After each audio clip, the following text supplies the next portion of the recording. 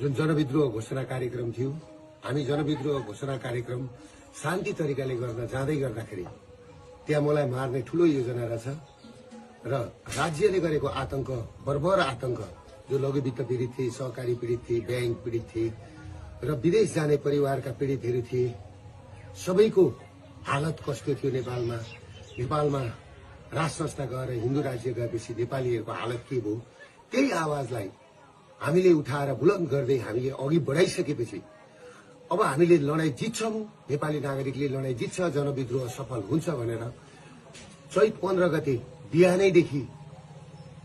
विभिन्न वेशभूषामा युवा संघका केही व्यक्तिहरू र पुलिस प्रशासनका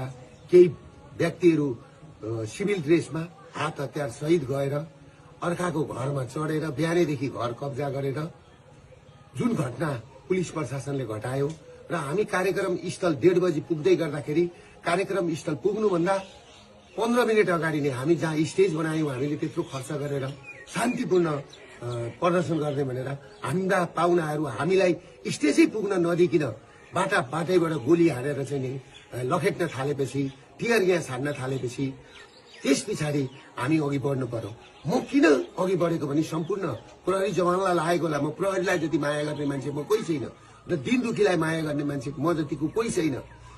प्रहरीलाई लाग्यो होला दुर्गा प्रसादले पेलो भनेर, तर मैले त्यहाँ पुग्दाखेरि के सुरागी पाएँ भन्दाखेरि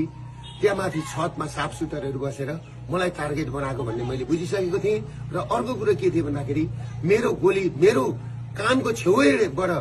गोली गयो तिनकुनेमा पुग्दाखेरि, मेन ठाउँमा पुग्दाखेरि, स्टेजको छेउमा पुग्दा र